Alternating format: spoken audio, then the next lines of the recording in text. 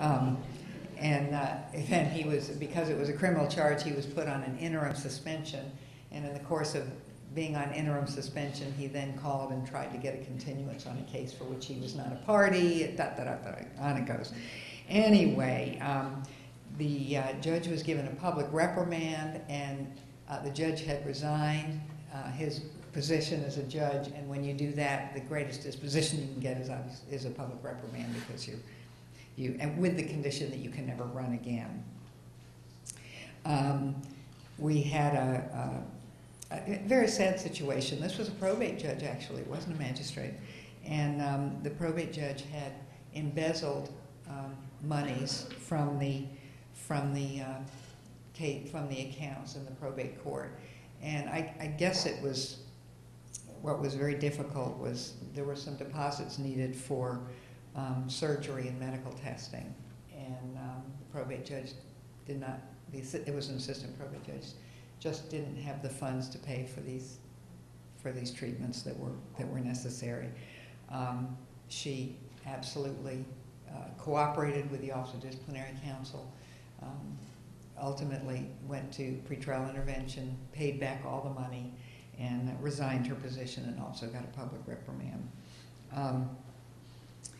And then, gosh, we did have a lot of crime last year. Another magistrate in the upstate, forgery and embezzlement, and that judge was also, he also was not reconciling his accounts, surprise, surprise.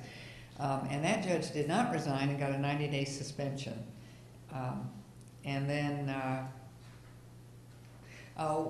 we see this, more often than not, but a judge that was trying to fix tickets, basically, was calling Department of Public Safety and saying, don't charge this, and to please take care of these tickets. We have a lot of things where family gets involved, taking care of tickets for my family. And again, another crime which was an assault crime against another magistrate, sort of stalking and assault. So I guess the thing to take home is that, and I don't want you to think that I have any less respect for our magistrates simply because they have these issues that come up, but there are a lot of them. They're on the front line. They have very heavy caseloads, and many of them are not lawyers, and many of them are doing the very best they can, but and they do get some good education. But there are just some very basic rules that sometimes they don't follow as accurately as they should. But our other judges, everything is going very, very well, and I think that it says a lot about our entire system. We are required, when a judge applies to run for judgeship through the screening committee, we are required to, they sign a waiver, and we can send over their disciplinary history as on anything that has a finding of misconduct. So any cases that were dismissed don't go over. And some people object to the fact that we keep these things confidential, but I think when you see that 85% of these are dismissed because they're just unhappy people that are complaining, it would be a great disservice to a judge. Let's say a family court judge. They're going to get a lot of complaints because of unhappy litigants. And it doesn't mean that they are any less qualified for being an excellent judge than perhaps a circuit court judge. It's just that there are more complaints. And so I always support the fact that we should keep these things confidential. And when a judge has committed an offense that is serious enough that it impacts the integrity of the entire judiciary, then it needs to be public and it needs to be published, and the public needs to know what they've done and what's out there. But I am very proud of what our judges are doing.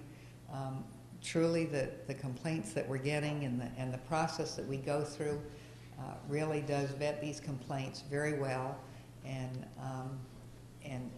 we just are not seeing many. And so I just thought to bring to your attention a little bit the process that we that we go through in order to maintain the things that you're looking for in your judiciary, and just explain a little bit about the process might be helpful. So thank you very much.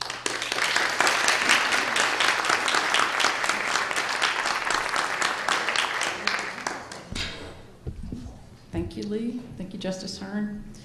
I think we're setting a record by keeping 4 attorneys down there quiet and not talking for a period of time. And I am going to get to you, I promise. But I would like to ask Lee a question, if you could, just to help me understand. The League of Women Voters filed an amicus brief in the Sears-Andrews case, and I authored that brief. And we did not take a position with regard to Judge Sears-Andrews, but the concern and the focus of that brief was a checks and balances in place. And what I struggle with, and perhaps I'd like for you to address, is the interaction between the Office of Judicial Conduct and the Judicial Merit Selection Commission. If you recall, Judge Sears-Andrews was found to not have committed a violation by the Office of Judicial Conduct, and yet she was deemed unqualified by the Judicial Merit Selection Commission. So could you just talk about that interaction a little bit, how that works, where the... And that's a difficult one. The complaint was filed, and it was investigated, and we found that she had not violated the judicial code. And, you know, through her waiver, that information was made available to judicial screening. What they do beyond that, we have absolutely no control over, and we have no input other than to let them know what our decision, as well as the appellate court that had made the same decision. But judicial screening felt that they made a different decision. But as far as we're concerned, she certainly allowed us to send over whatever information she wanted to send over to the judicial screening. But we did an investigation. It went before the Commission on Judicial Conduct. Interestingly, at the time, she was a member of the Commission on Judicial Conduct. Obviously, she was not around when she was not present when we heard the case. And they agreed that there was not a violation. Thank you. All right, now to our other 4 panelists. There are bios in your material for each of the panelists, and I don't want to take time away from the substantive discussion by introducing each one of them, but I will introduce Representative Hearn, Solicitor Chip Finney, Judge Jennifer Wilson, and a member of the Citizens Committee, Natasha Hanna, who are here. I'm going to allow you to just talk about particular issues, but one thing I would like for you to just think about is, what do you see as the biggest challenge in the judicial selection process in South Carolina today, and what can be done to address it? So, Representative Hearn, we'll start with you. You can tell us a little bit about your experience with selecting judges from a legislative perspective. Thank you, and I want to thank the League of Women Voters for allowing us to be here today. I heard it said by I'll back it up a little bit. I probably don't need the mic. You know, politicians, we speak rather loudly anyway. I heard it said by a former Chief Judge of the Court of Appeals that the system that we have in South Carolina for selecting judges is a terrible system, with the exception of every other system out there, that none of the alternatives are better than what we have. And I tend to agree with that. It's not a perfect system. As you heard earlier, prior to 1996, we did not have the judicial merit selection process. It was possible for anyone to run for a judgeship. They didn't even have to be qualified. They didn't have to be found to be qualified in order to be elected. And that has changed substantially. Are there problems with our system? Of course. Are there tweaks that I would like to see come into play? Of course, there are. But one of the things that this panel was supposed to talk about is diversity and impartiality. Let's talk about diversity for just a minute, because it's been alluded to previously. When you look at the candidates that are available to serve or offering up for service as judges, you first have to look at the pool from which they're coming from. And as you heard earlier, in order to be a judge in the state, at the level of administrative judge or higher, those are the ones that we elect in the General Assembly, you have to be a lawyer. You have to practice for a particular period of time. You have to be of a particular age. When my wife became a judge on the family court bench, there were only 2 other female judges. Right now, look at the population of the lawyers living in South Carolina and working in South Carolina, and you will find that approximately 30% are women, and you will find that approximately 6% are people of color. If you look at the judges that we have, approximately 27% are women, and I think it's close to 12% are of color. So while we aren't perfect, in terms of diversity, if you look at the body from which we're pulling, we are doing a much better job than we have historically of having diversity across the board. And I think that will continue. My wife mentioned the fact that we had an election earlier this year, and in that election, we had 4 women that were elected to positions on the bench. We had 2 African Americans that were elected. They were wonderful candidates. That is not something that you would have seen 15 years ago. Is it perfect? No. But are we doing a pretty good job? I think so. The other thing I would bear in mind is that think about the process if you are a potential candidate. Running for a judgeship is an arduous process. You heard a little bit about what happens. If you want to run for a judgeship, any one of you can download the application. It is not something that you can fill out in 5 minutes. It takes weeks to compile all the information that you have to give to the Judicial Screening Committee. When you talk about the Judicial Screening Committee, there are questions about, well, was this an end run around the constitutional mandate that it was supposed to be publicly done? I don't know that that's necessarily the case. You have 3 members from the House, you have 3 members from the Senate, you have 4 people that are at large, but they are a screening committee, and their job is to take all the information they receive from all the sources. And what are those sources? The sources are the South Carolina Bar. The Judicial Merit Selection Committee posts notices throughout the communities in newspapers saying there is an opening for a judgeship. If you want to apply, you have the opportunity to do so. They send out surveys to all the lawyers in the state saying these are the individuals, there's an opening, and then once there are candidates, what comments, if any, do you have about these individuals?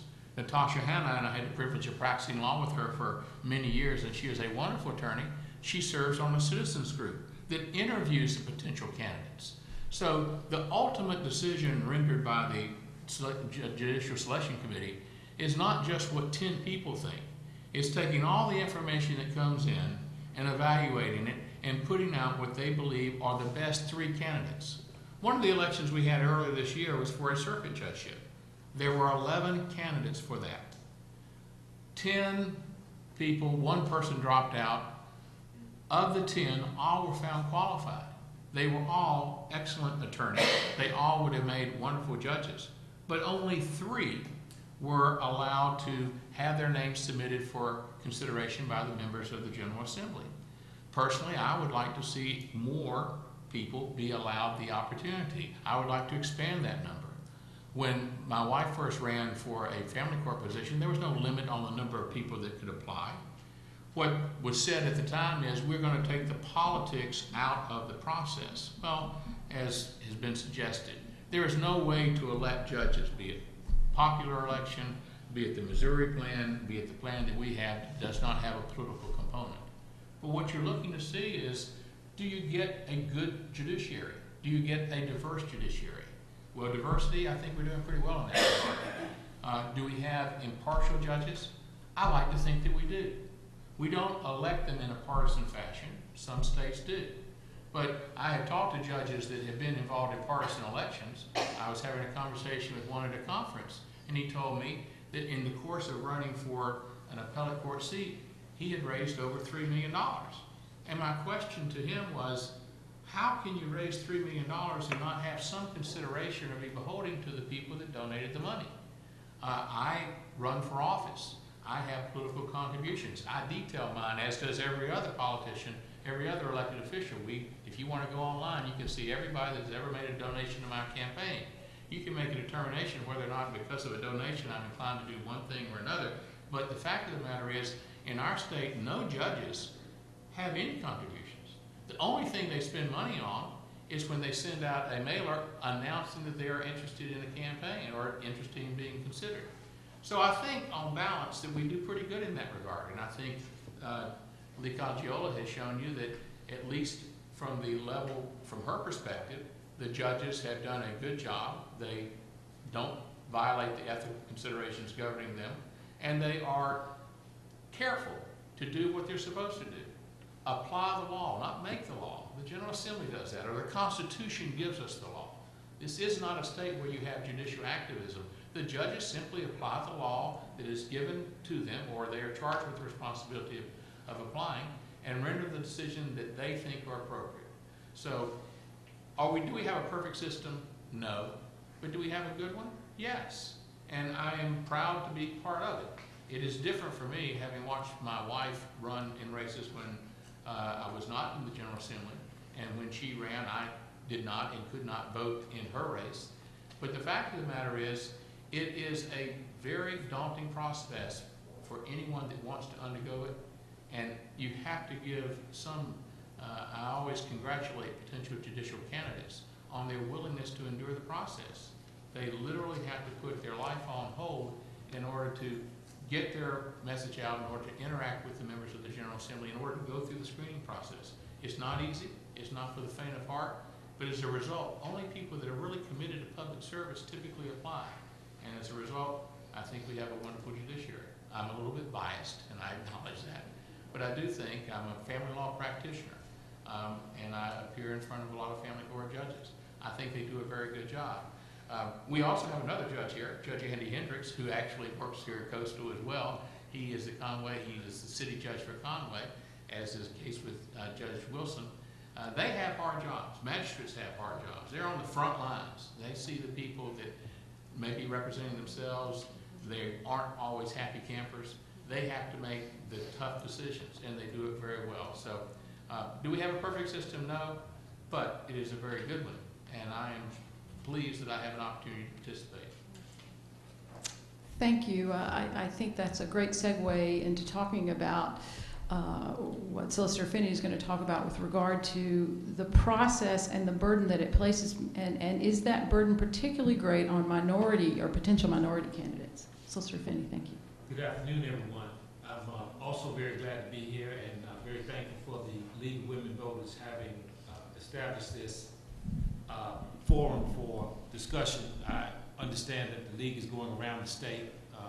They were in my hometown of Sumter on Saturday, and so we're very happy. As a new politician, this is my first time holding elective office. Back in January, I was sworn in as the new solicitor for the Third Circuit. This is my third time, however, running for that position. I was a very dark-haired young lawyer the first time I ran, back in 1986 and 1990. Not being successful, I did turn my attention to practicing law for over 25 years. And I do think that I have a slightly more jaded view of the process than my colleague. Mr. Hearn has been a lawyer longer than I have, and obviously he's been very successful. As I have in my family, my father has been a state judge for many years and retired as Chief Justice. But I do think that the process, especially for the small practitioner, for the minority practitioner, maybe for the female practitioner, it is a very hard process, and it has tended to keep out, I think, very competent and very qualified people. As Representative Hearn said, to go to Columbia and to stand in the parking garage of the main building to greet people as they come into work in the morning so that they will know who you are. It is a hard thing to do if you are trying to be a lawyer or a magistrate who's trying to move up in a jurisdiction 50, 60 miles away. Can you imagine leaving Conway on Tuesday morning to go and meet the legislatures in Columbia, and maybe having to do that 3 days out of the week, at least 2 days out of the week? They only meet from from January to June, and most of the time you are running on a schedule, maybe 3 months, to be well known to these legislators and get their willingness to cooperate with your campaign. So I think it is a hard process. I do think that we have a lot of room for improvement. And by and large, the saving grace of our system is that the legislature is influenced by political pressure. The people here in this room have a lot to do with how their legislatures and senators carry on in Columbia.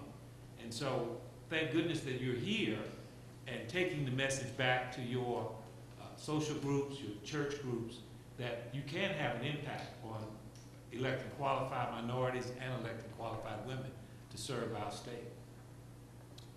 Thank you so much. Judge Wilson.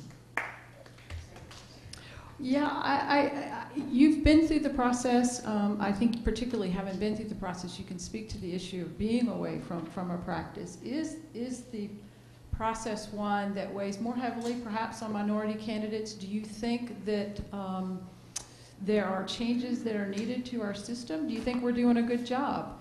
And perhaps a larger question is, we've heard a little bit about the statistical makeup of our judiciary. Is it one where the judiciary should reflect the percentages in the bar, or is it one that they should reflect the citizenry of South Carolina? Because if you're talking about 12% minority judges in a state that's over 30% minority, and it's the litigants that appear before the judges, so are we doing it right? Can you address those changes? Well, first of all, as far as the pool or the percentage of minorities in the population of the state as opposed to the number of lawyers, it's difficult, I think, to get 30%, have 30% of the judges be minority, because we have a limited amount of lawyers, a limited amount of minority lawyers. So I think that's very difficult. But the fact that we are reaching, or we've doubled actually, the percentage of minority judges as it pertains to the minority lawyers, then I think that we are making vast improvement. As George and the other candidates, the other panelists said, our system is not perfect. It has a lot of things that can be corrected. However, having been a candidate for circuit court twice, I do believe that it's better than having to run for public office and raising money and running a public election. However, the process itself is arduous. It's very, very difficult. The first time I entered a race for circuit judge, I'm working as judge. I've been on the bench in Myrtle Beach for almost 12 years now. And I initially ran, I think it was in 2005. My girls are now 13 and 14, so back then they were very, very small. What I did was I took a leave of absence from my job without pay so that I could spend 3 days in Columbia every week. You've heard about the process in terms of filing and making application, but as far as getting through the process, spending 3 months in a campaign for circuit judge, it is very time consuming. It's very, very hard to do. I would leave home on Tuesday morning and return home on Thursday evening because I didn't know most of the members of the legislature. And while we could not directly communicate with members of the Judicial Screening Committee, ultimately the legislature are the members who vote for the candidates. So if I'm not in Columbia trying to shake hands and attend receptions and stand in the parking lot and say good morning, good afternoon, Senator, good morning, then other candidates will be doing that as well. And after the race is over, if someone says, well, I don't know you, I never saw you, who are you? You didn't come by to see me. Although we have actually the application and all the Citizens Committee, the Bar Committee, yes, those are the things the factors that the Judicial Screening Committee considers, but the reality is that you really need to meet and greet everybody so that you've covered all your bases. And it's very time consuming. Fortunately for me, I could do that. I was in a position that I could take a leave of absence both times that I ran, and I was unsuccessful both times. I was found qualified both times, but neither time was I nominated to the legislature. And yeah, that's very, very difficult to take. I've been a lawyer for almost 31 years, and been on the bench for 12 years. To have to go through that process and compete, although you're not really competing, but you're running for a judicial position that other candidates, other lawyers like yourself, like myself, were candidates. But to go through the process, to take a written test each time, to have public hearings and to go through public interviews with these committees, and then to be found qualified and not nominated, well, that's kind of hard to take. However, that's the process. And being a public servant as I am, and being committed to public service, then I was willing to put forth that effort and to try to get a judgeship. I don't know if Justice Hearn mentioned it or not, but it took 3 times for her to, before she won the race for Supreme Court. And there is no other judge or person in the state that's more qualified than Justice Kaye Hearn. But that's the reality. That's the way the system works.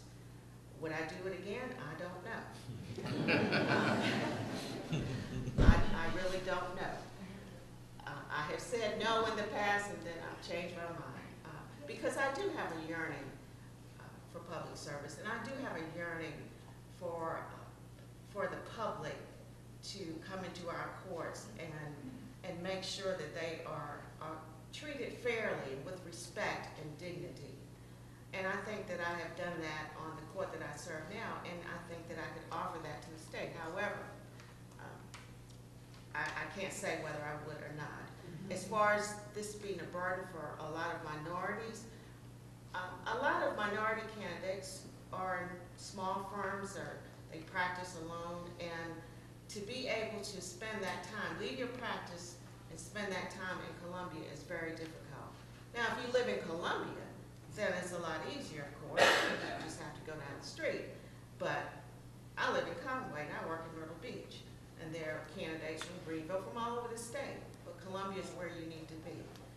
So I think that that is and can be an issue, although it's not an insurmountable one.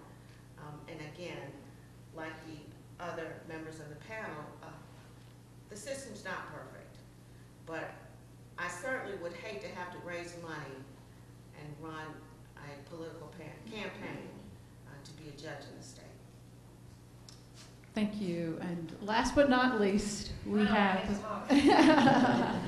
Natasha, Hanna, who is a member of the PD Citizens Committee, which again is the Citizens Committee that qualifies judicial candidates and reports to Judicial Merit Selection Commission. If you can just speak a little bit about what you do in terms of an investigation of a candidate, how it works.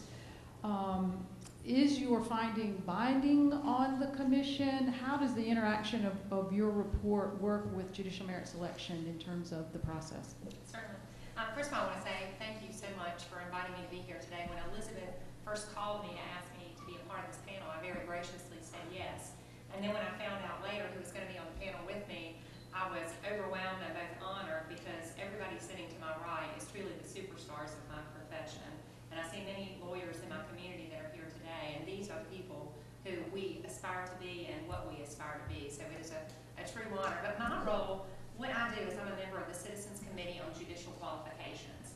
And the way our committee is put together is the commission, or the chairman of the commission on the Judicial Merit Selection Commission, the chairman there selects 10 people with the advice and the consent of the rest of his commission.